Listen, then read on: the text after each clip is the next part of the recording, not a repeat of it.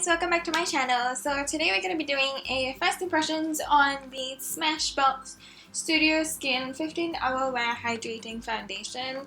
So I've heard a lot of hype about this on YouTube, and I've seen so many YouTubers kind of like talk about it and like rave about it.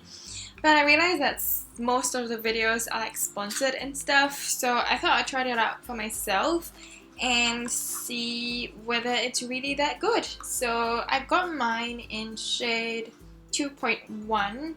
So what this foundation is supposed to be is kind of like a foundation that will look good in any lighting.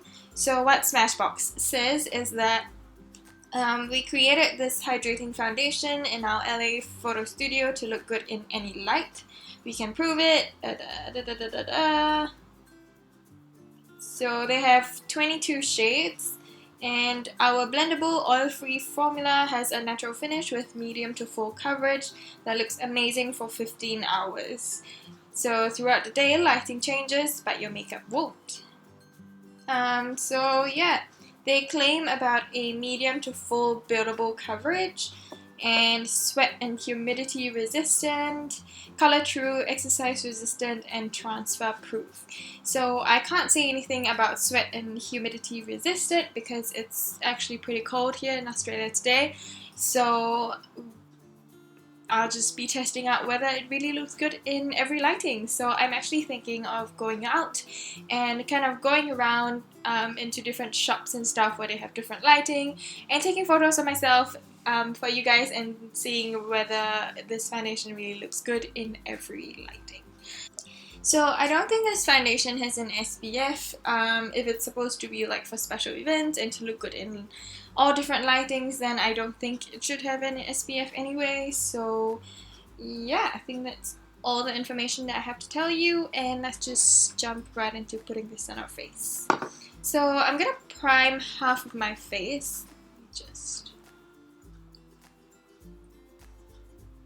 So I'm going to prime half of my face. I'm going to be using the Australis primer. I was going to use the Max Factor one, but because that one has an SPF, so I don't want kind of like to mess up the foundation or mess with any of the flash and flashback and stuff like that. So I'm just using the Australis, the original primer, and see whether this helps do anything.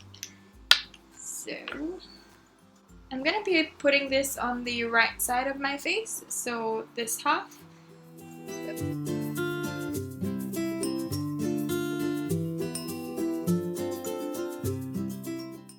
then we're just gonna pump this out. I'm gonna take about maybe 1 to 2 pumps if I can get it out. One pump is actually very little. Like that is about 2 pumps. So it's quite runny, so that's nice. So I'm going to use the Beauty Blender on this half of my face, and then I'm going to use a brush on the other half of my face to see whether there's any difference in terms of like coverage or how it blends, and yeah. Okay, so I've put about that much on my skin, and I'm just going to blend it out and see how that goes with coverage. So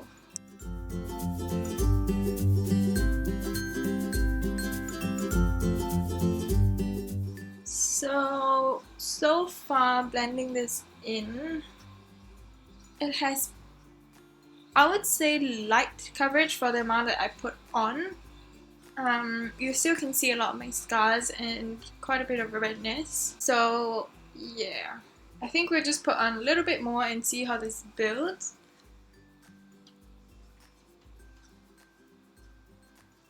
I'm gonna focus this mainly on like the center part of my face and where I have kind of spots or blemishes to cover.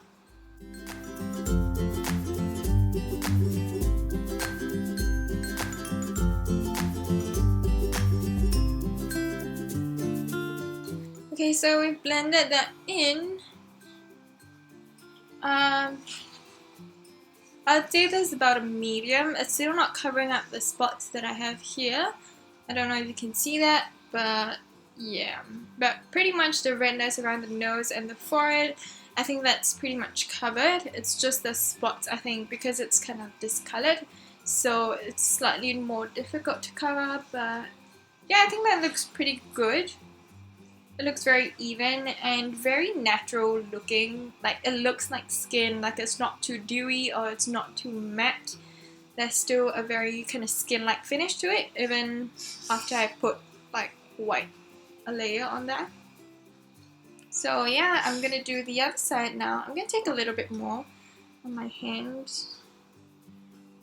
And I'm gonna use a brush. I'm gonna be using the Real Techniques buffing brush.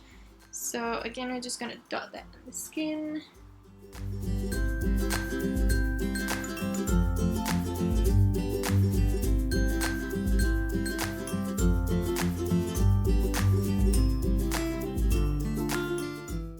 So I think that looks pretty much the same as how it looks on the Beauty Blender side.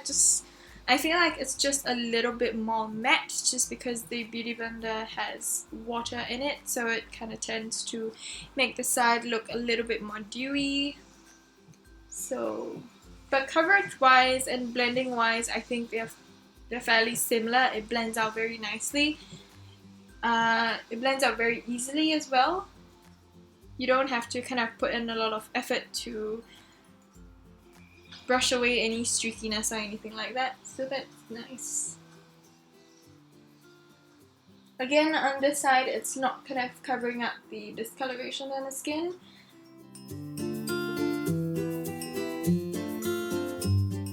So I'm done with both sides of my face. I think the match is pretty good. In real life at least. I don't know what you're seeing, but in real life it looks pretty good. Yeah, so just for reference again, I'm about an NC30 in MAC. So yeah. So now that we're done, I'm gonna try and take a flash test for you. So I'm gonna be right back. So I've just taken a flash photo and a normal photo, so I'm gonna insert them here now. And as you can see, the one with the flash doesn't look very much different, but note that because the camera was very close to my face, you will see kind of like a brighter light on my face as compared to my neck. But yeah, I think it looks pretty good. So now we're going to go in with concealer and powder as usual. I'm just going to be using the Urban Decay Naked Skin Concealer. I have the color Light Neutral.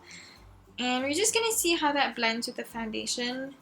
It kind of set nicely already, but it does have like a tacky feel. I don't think it's transferring much on my fingers like when I touch my face. So there's definitely like a sticky feel to it, but it's not anything like wet or like, you know, that cream finish that you get. So I'm just gonna put a little bit of concealer just under the eyes, and we'll see how this blends in with the foundation. I'm just gonna be using the Beauty Blender for this. So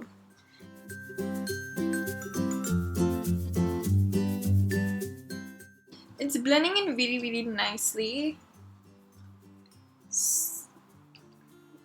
The concealer is not much harder to blend or much easier to blend. I think it looks good.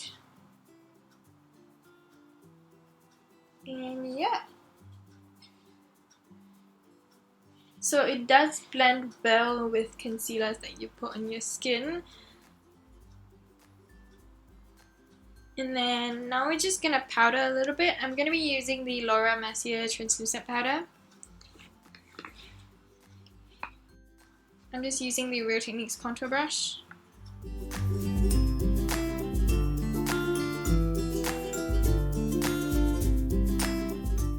Okay, and then for the rest of my face, I'm going to be using the Real Techniques multitask brush. I'm going to try and put as little powder as I can, just to set that sticky feeling on the skin. So not really to kind of like completely mattify the skin or anything like that. Yeah, that feels better. So far I'm really happy with the foundation. It looks really, really good in the skin. I think it's very skin-like. I think you can really work this out to be a really light coverage foundation for everyday, or you can even really build it up because it does build really, really nicely. So I think you can definitely build it up to a full coverage if you want it to. So I think that's really good for a foundation, because with a lot of foundations it can be really hard to like sheer it out, or sometimes they don't build very nicely. So this foundation is a winner so far in my books. And yeah, I'm just gonna go finish up my makeup and I'll be back. So it's currently 9:50 in the morning. Nope, there you go. So it's currently 9:50 in the morning, and I'm just gonna go do an eye makeup tutorial, and I'll be back after that. Hi guys, okay, so I'm back from doing my makeup. I did a tutorial on this eye, so if you're interested, make sure you subscribe because it'll be coming up next week. So yeah, updates on the foundation. All the powders blended nicely. It's not like streaky or patchy or anything like that. It really blended really beautifully, and it's currently 10:40, and it's still, I mean, it's only been about an hour, so you know, so yeah, it's holding up quite nicely. So I'm gonna go out now and try to take photos in like daylight or shopping center light or Mecca light, you know, all the different types of light, just to see how it looks in different lighting and whether it lives up to its claims of looking good in any light. So yeah. Hi guys, so I'm back. It's currently 6:40 in the evening. So it's been on for a good 8 hours, I think. So I just came back and I have a ton of photos. So I literally went around the shopping center and like asked my friend to take photos of me non-stop the entire day. So I have quite a few photos. The first one I'm going to show you is in daylight, and I think it looks pretty good. I just couldn't get a better shot just because it started raining, and yeah. So for all the other shots indoors, I'm just gonna show them just on the screen right now. So I think they look pretty good throughout all the lightings, even like in darker settings or even in brighter settings. I took a few photos in Mecca as well. And there was one photo where it was like under construction and there was really dark lighting, but I think the foundation still looks good. I mean, I think my skin still matches my neck and my skin still looks amazing in these photos. So I feel like the foundation does live up to its claims of looking good in every lighting. Other than that, I am starting to get a little bit oily, but I mean for 8 hours wear, I think it's pretty good. But it's not something that I find myself needing to blot off or needing to powder. I feel like I still can, you know, tolerate this level of oil. Maybe in a few hours, at about maybe, I don't know, 9 o'clock, it might start looking a little bit messy. So maybe if you want this to last about 15 hours, you might want to up your primer game just to make sure that it lasts as long as it possibly can. I think my bronzer and blush is still kind of visible, so that's still good. One thing to note though, I think for drier skin you might not want to powder as I did, because I realized that it can get a little bit cakey.